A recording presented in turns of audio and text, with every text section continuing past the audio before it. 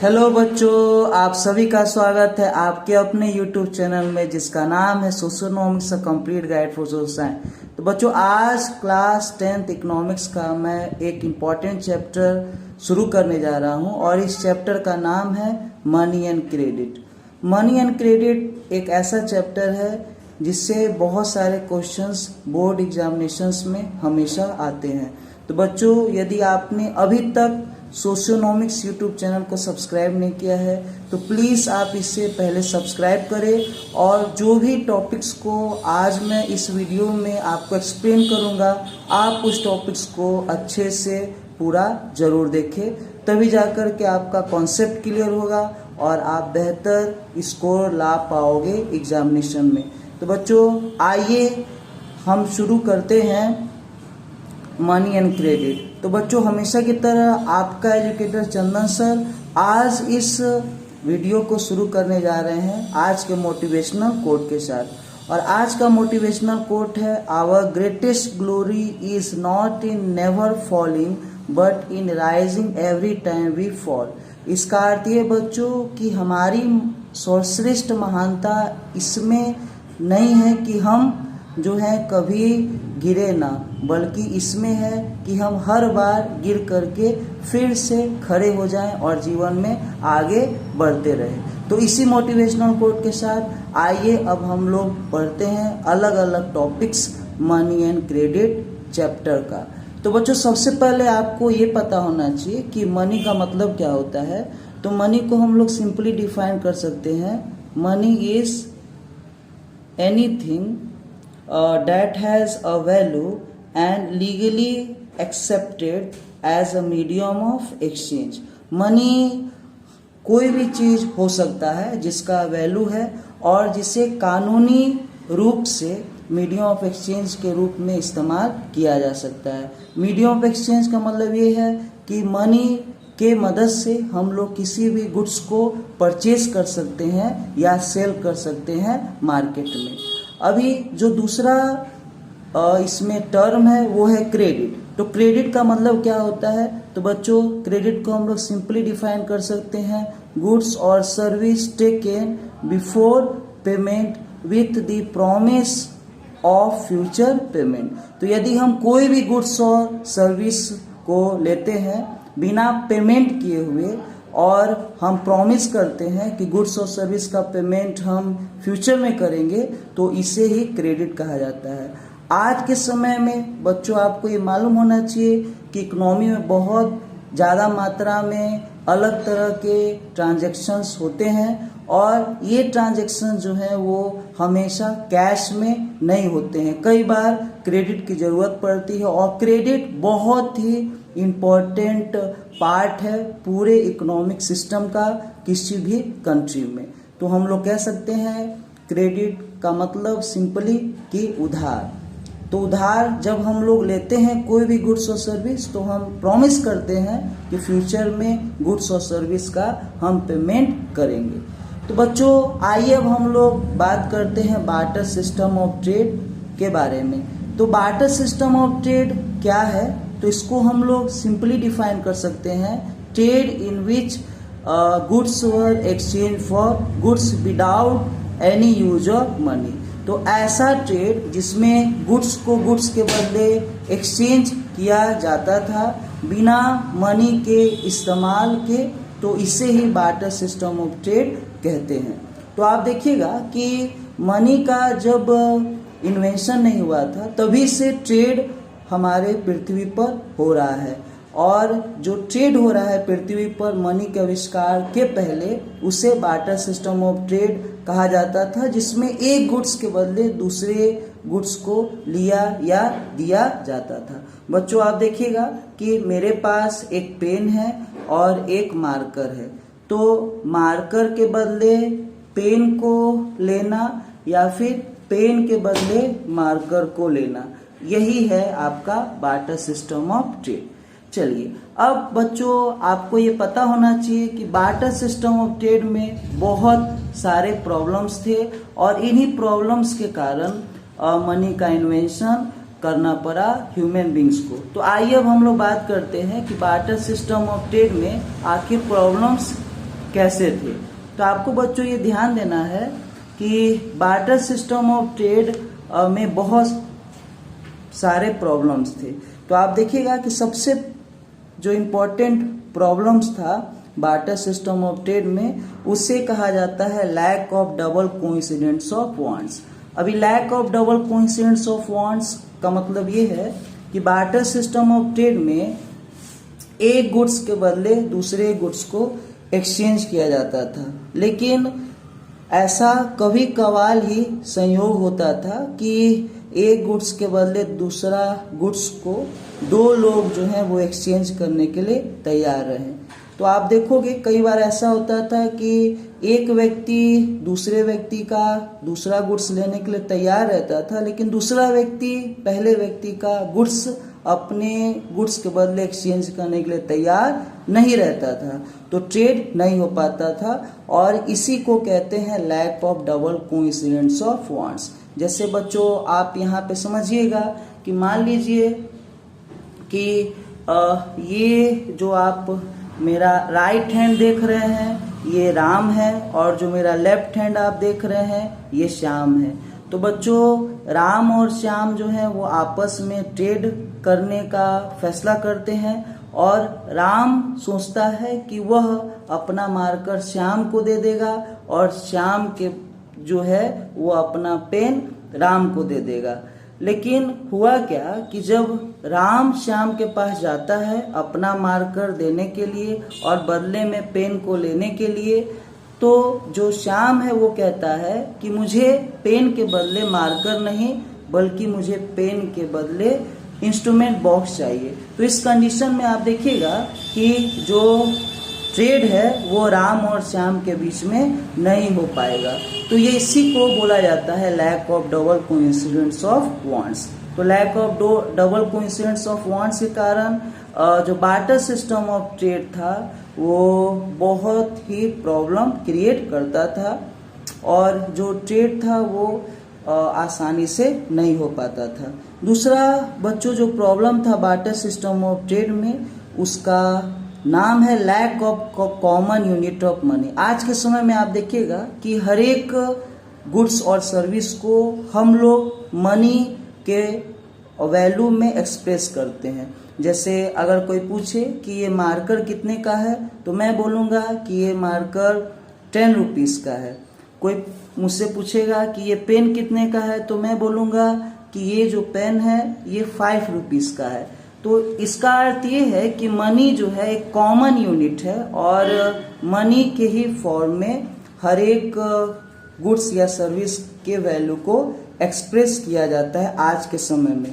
लेकिन पहले क्या होता था बार्टर सिस्टम ऑफ ट्रेड के समय में कि कोई भी कॉमन यूनिट नहीं था, और एक गुड्स का वैल्यू दूसरे गुड्स के टर्म में रैंडमली एक्सप्रेस किया जाता था, और इससे कई बार सेलर को तो कई बार बायर को जो है नुकसान सहना पड़ता था। जैसे बार्टर सिस्टम ऑफ ट्रेड में ऐसे कहा जाएगा कि एक मार्कर का जो वैल्यू है वह एक पेन के बराबर है, या फिर एक पेन का जो वैल्यू है वो एक मार्कर के बराबर है, ठीक। और कहीं कहीं आप देखिएगा कि एक पेन का वैल्यू जो है वो 2 पेंसिल के बराबर है। तो कोई भी कॉमन यूनिट नहीं था जिसमें हर एक गुड्स के वैल्यू को एक्सप्रेस किया जा सके बार्टर सिस्टम ऑफ ट्रेड में, और इसके कारण जो ट्रेड होता था उसमें बहुत डिफिकल्टीज लोगों को झेलना पड़ता था।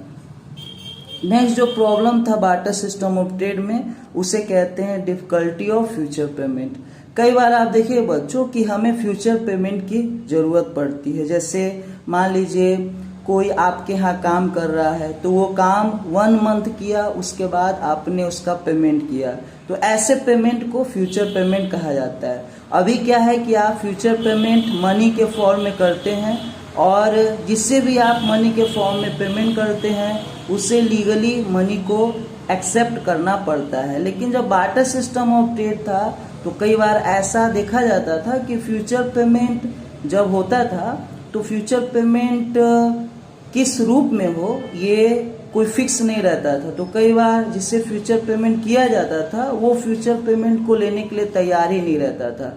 जैसे मान के चलिए कि कोई व्यक्ति है जो एक किसान के यहाँ काम किया और किसान ने उस व्यक्ति का पेमेंट जो है कुछ दिनों के बाद किया, लेकिन अब किसान जो है वो व्यक्ति को जो है गेहूं में पेमेंट करना चाहता है, लेकिन जो व्यक्ति है वो कह रहा है कि गेहूं तो मेरे पास बहुत है, मुझे पेमेंट आप करो चावल में, लेकिन किसान के पास चावल है ही नहीं, उसके पास केवल गेहूं है। तो इस कंडीशन में जो किसान है वो फ्यूचर पेमेंट नहीं कर पाएगा और जो काम करने वाला व्यक्ति है वो भी काफ़ी ज़्यादा परेशान हो जाएगा, क्योंकि उससे फ्यूचर पेमेंट नहीं मिलेगा उसके काम के बदले। तो इस तरीके का जो प्रॉब्लम है वो बार्टर सिस्टम ऑफ ट्रेड में देखा जाता था।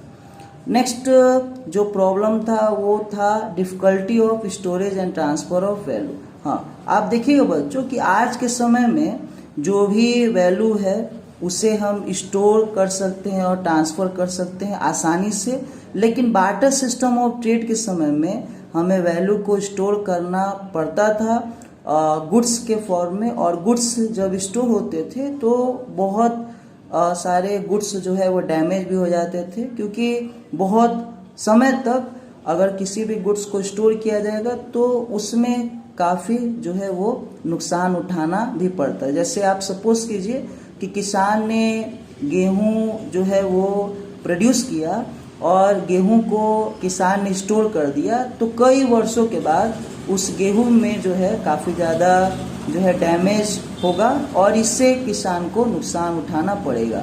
लेकिन आज क्या है कि किसान गेहूं को प्रोड्यूस करता है, उसे मार्केट में बेचता है और जो भी वैल्यू उससे मिलता है वो आसानी से मनी के फॉर्म में स्टोर कर देता है। इस तरीके से आप देखिएगा पहले वैल्यू को ट्रांसफ़र करना रहता था तो गुड्स के फॉर्म में वैल्यू को ट्रांसफ़र किया जाता था।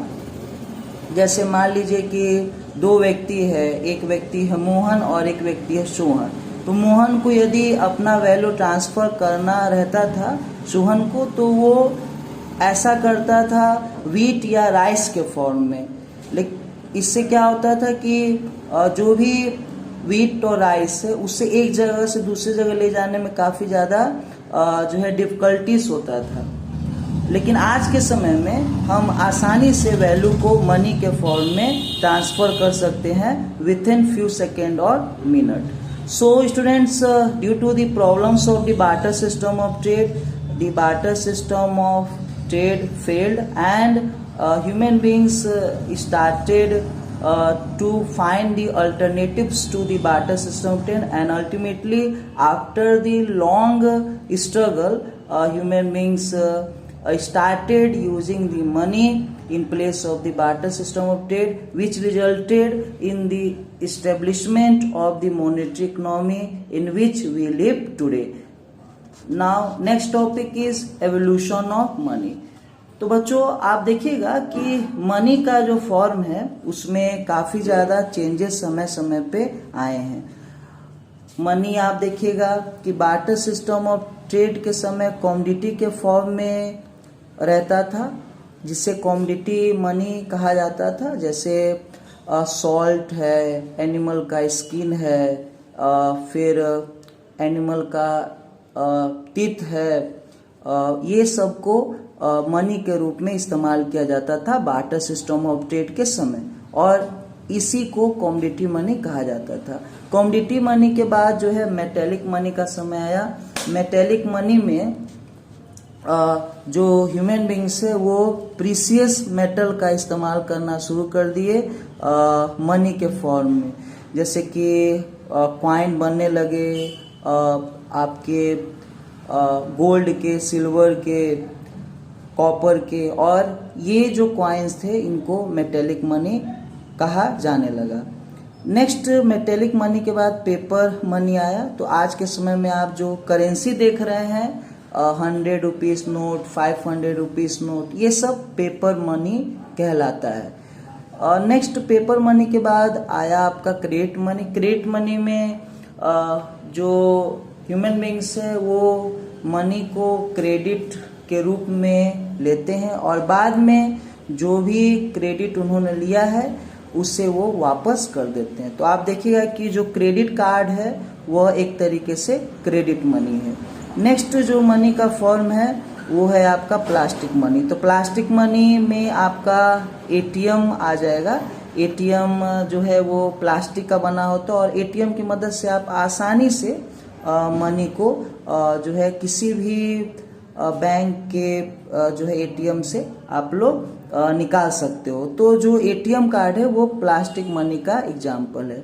आज के समय में आप देखिएगा बच्चों कि प्लास्टिक मनी से भी हम आगे निकल गए हैं और आज का जो समय है ये आपका कैशलेस ट्रांजैक्शन का समय है। जैसे बहुत सारे कैश ट्रांसफ़र करने वाले हमारे कंट्री में जो है ऐप हैं, जैसे कि आपका गूगल पे हो गया, ये सब जो है ऐप ये आसानी से मनी को ट्रांसफ़र करते हैं एक प्लेस से दूसरे प्लेस। तो आप देखिएगा कि मनी के जो फॉर्म्स है वो समय समय पर ज़रूरत के अनुसार लगातार बदलते रहे हैं। नेक्स्ट जो टॉपिक है आज के इस वीडियो का वो है फंक्शंस ऑफ मनी। तो मनी के बहुत सारे फंक्शंस हैं और इसी वजह से मनी हमारे लिए बहुत ही ज़्यादा यूजफुल है। तो आप देखिए बच्चों कि मनी का सबसे इम्पोर्टेंट फंक्शन ये है कि मनी जो है मीडियम ऑफ एक्सचेंज है। इसका अर्थ ये है कि मनी के मदद से हम गुड्स को परचेज भी कर सकते हैं और गुड्स को हम लोग सेल भी कर सकते हैं।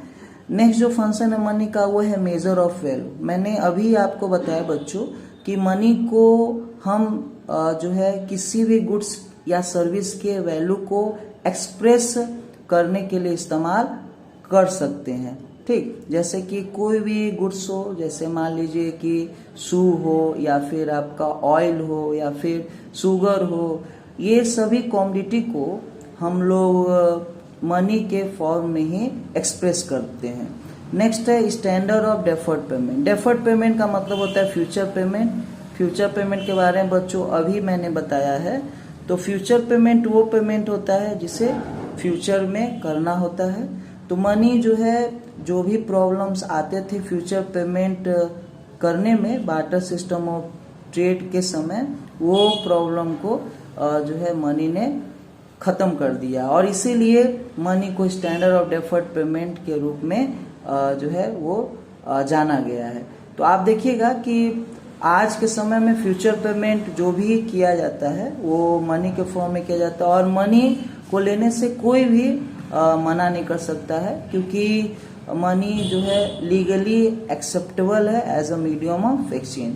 तो सपोज यदि आपको कोई फ्यूचर पेमेंट कर रहा है मनी के फॉर्म में, तो आप उसे लेने से मना नहीं कर सकते हैं, क्योंकि मनी को जो है गवर्नमेंट ऑफ इंडिया और जो आरबीआई है वो लीगली मीडियम ऑफ एक्सचेंज के रूप में माना है।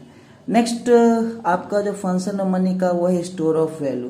तो बच्चों आप देखिएगा कि बार्टर सिस्टम ऑफ ट्रेड के समय में जो वैल्यू है उसको स्टोर किया जाता था गुड्स के फॉर्म में, और गुड्स के फॉर्म में स्टोर करने के कारण बहुत सारे स्पेस का प्रॉब्लम होता था। साथ में गुड्स को जो बहुत समय तक स्टोर किया जाता था तो उसमें बहुत सारे डैमेज भी होते थे। ये सब प्रॉब्लम को मनी ने दूर कर दिया। आज मनी को आप वैल्यू के रूप में स्टोर कर सकते हो आसानी से।